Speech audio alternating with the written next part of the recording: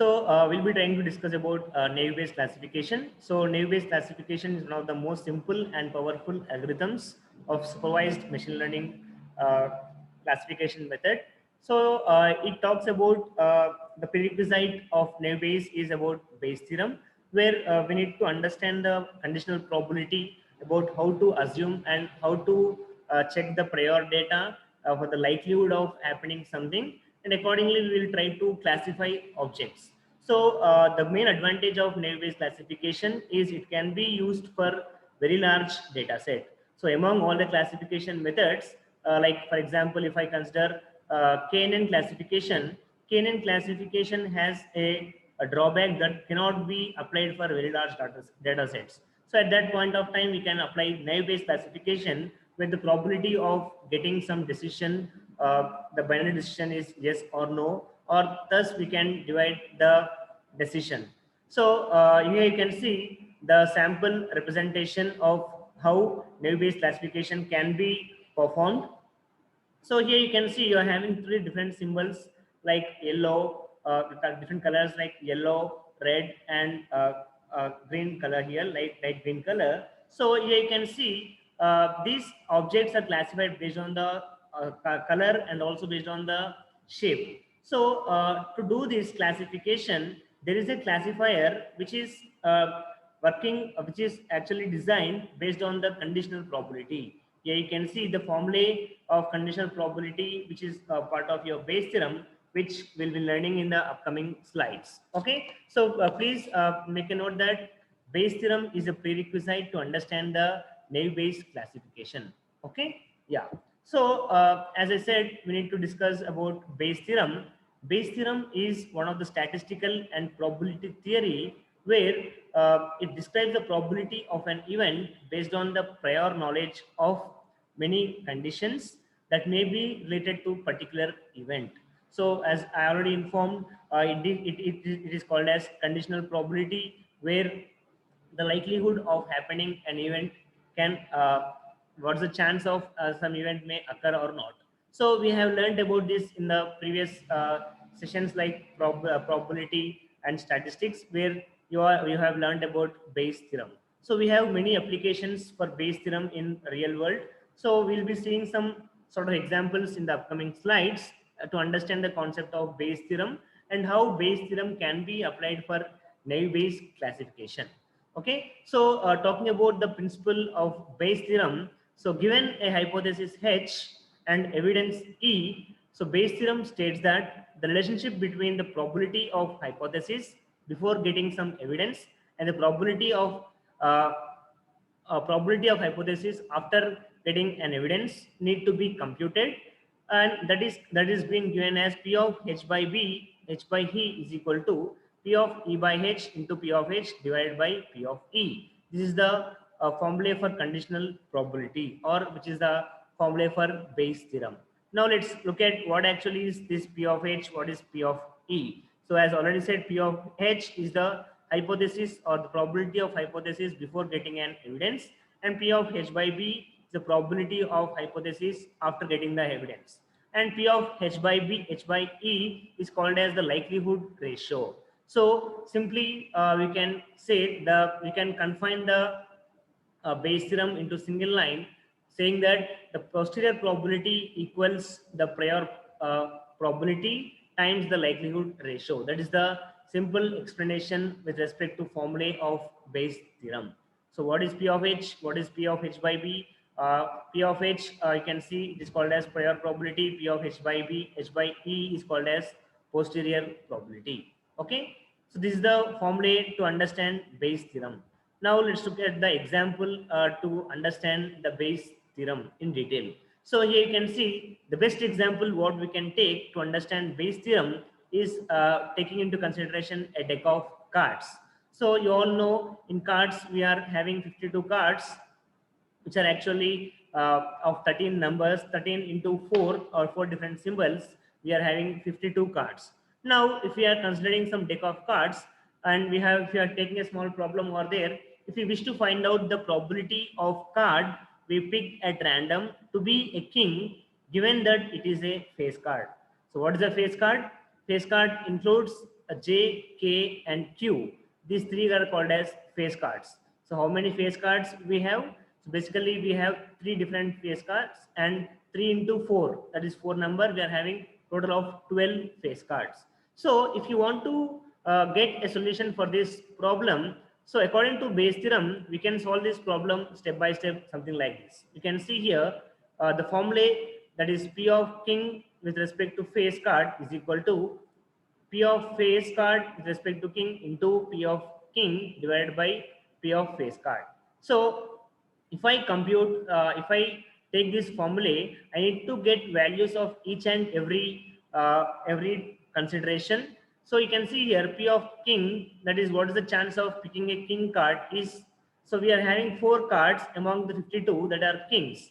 That is 4 divided by 52. That is the probability of getting a king. Similarly, probability of face with respect to king is equal to 1. Why? Because you are having three different face card, and among that king is only of 1. And what is the probability of face card here? That is, we are having 12 face cards among 52, that is J, Q, and K. 3 into 4 times, that is 12. So likewise we are getting each and every value, and we need to substitute this value in the given formula so that we get the answer as 1 by 3. That is the probability that of the card which we picked can be a king which is picked at the random. That is the solution according to your Bayes theorem. Now let's try to apply the Bayes theorem with a real-time example. So yeah, so now we are trying to understand it with the example which we already discussed for the decision tree, that is weather prediction, or you can say whether there will be a game, whether based on the previous or prior available data set. So we call this as a training data set. So here we are having some small set of data which talks about attributes like outlook, humidity, wind, and play. So the last column indicates the class label where a decision can be made. So now that the first phase, we need to understand the data properly, then we can go for the application of this Bayes theorem for naive-Bayes classification. Okay, so now here you can see the 3 columns which are contributing for the decision making are outlook, humidity, and wind. And if I look into outlook, I'm again having 3 parameters like sunny, overcast, and rain. And if I talk about humidity, I'm having 2, that is high and normal. And similarly for wind, it is either weak or strong. Likewise, we need to look into the sub criteria or the sub parameters which are helpful for our decision making. Okay, yeah. Now, depending on this data, for a detailed understanding, we are constructing a frequency table. So a frequency table will try to explain the detailed explanation of a data set with respect to each attribute. For example, if I look into the outlook attribute here, in outlook I'm having sunny, overcast, and rainy. And you can see for every column here, you are having a play class label which is saying yes or no. Now I will be looking into that table and writing if it is a sunny, how many times we are having yes and how many times we are having no. If it is overcast, how many times yes and no. That we can compute from this table by looking into these 2 columns. Comparing outlook column with play, I can get these values. Likewise, you need to calculate frequency table for every attribute. So because here I'm having 3 attributes, for these 3 attributes, I have constructed 3 frequency table. That is the first step in the naive-Bayes classification. And the next step is you need to calculate the likelihood ratio table for the available data. So already we have constructed a table called as frequency table. Now we need to construct a likelihood table which talks about a detailed explanation of or the value which is used to compute in the formula. So here you can see previously I'm having the value as 3. Now if I calculate the likelihood is P of H by E, then it is saying 3 by 10. So why I have taken 10 in the denominator? Because if you are looking into the table, a number of times you are having yes is equal to 10, the last column, and number of times you are having no is 4. I think it's 1, 2, 3, 4, 5. Yeah, but according to this table, it is 5, but basically maybe this table is a small correction. So we are considering as no as 4 and yes as 10. Okay, so 10 by 14 and 4 by 14. These are the yes and no values in the available data set. In the last column, it is the class label. Now you're computing the values like how many times you are having yes and how many times you are having no. For each and every value or subtype in an attribute, you're calculating this value.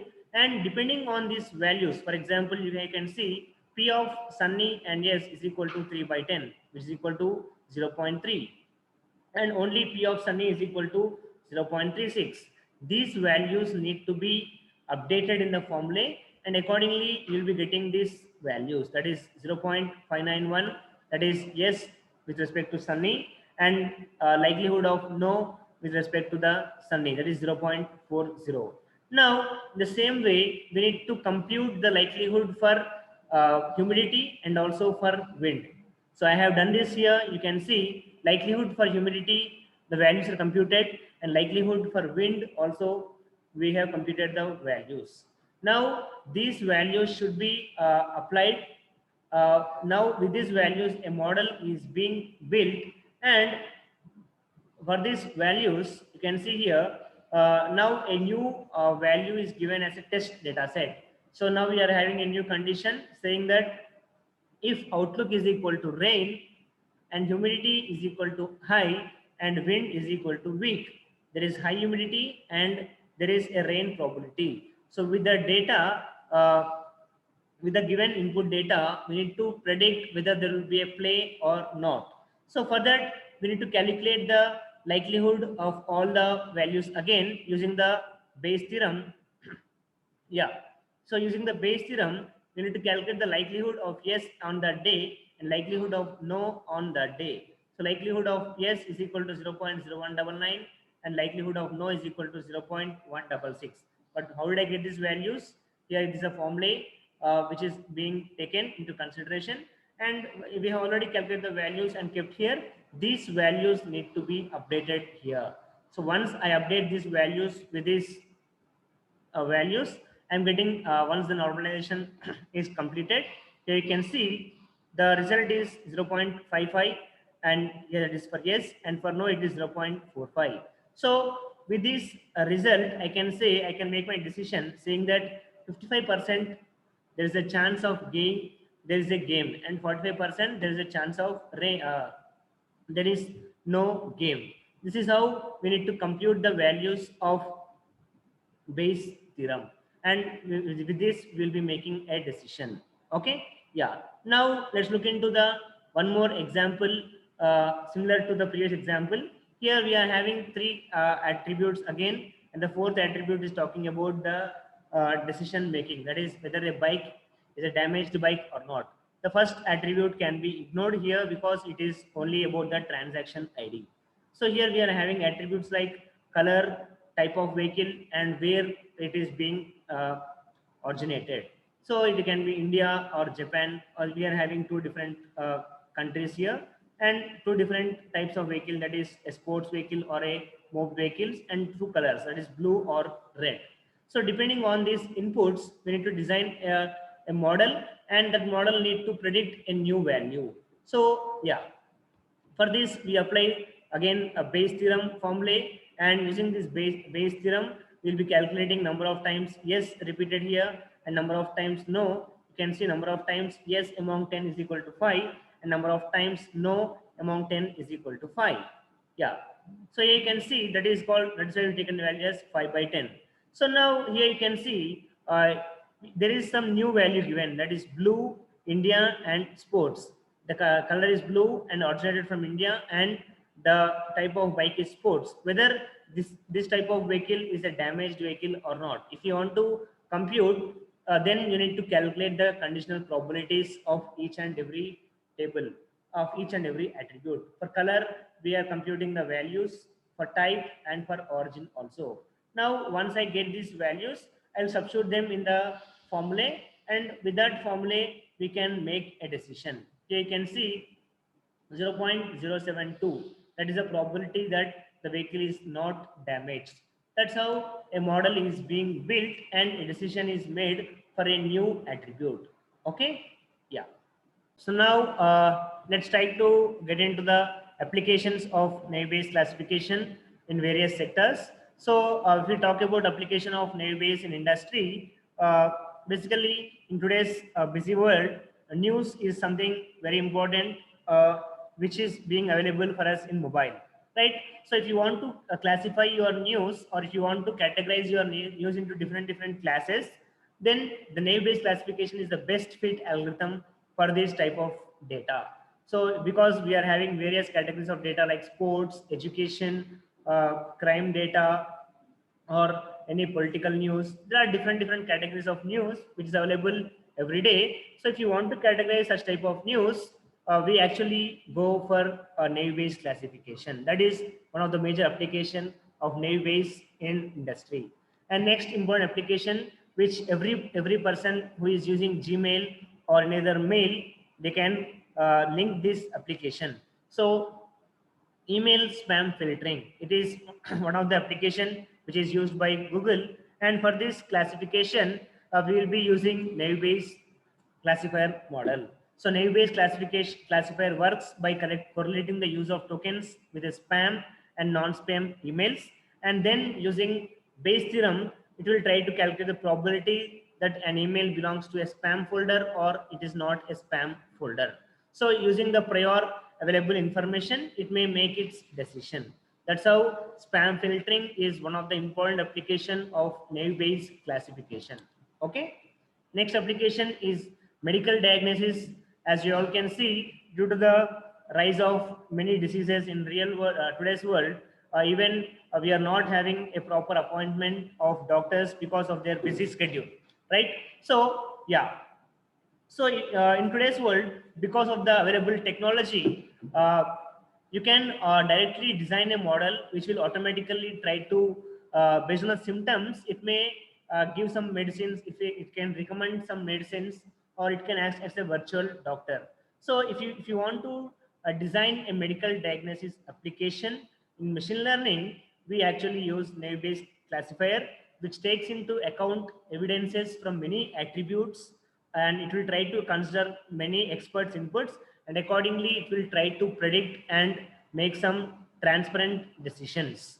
Therefore it is considered as one of the most useful classifier to support physicians decisions.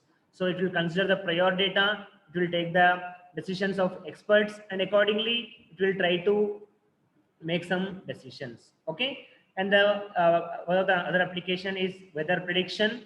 So if you want to predict the weather, as we have in the example of outlook, humidity, and temperature, if you want to predict your temperature, naive-Bayes classification is one of the best classification method, which can be directly applied to your machine learning concepts. So whenever you are having your real world data, where you need a proper decision with respect to probability of whether it occurs or not, you can apply naive-Bayes classification. So we can conclude saying that naive-Bayes classification is one of the most commonly used machine learning concept for many applications. Okay, so that's it, guys, about your machine learning concept of naive-Bayes classification. Okay.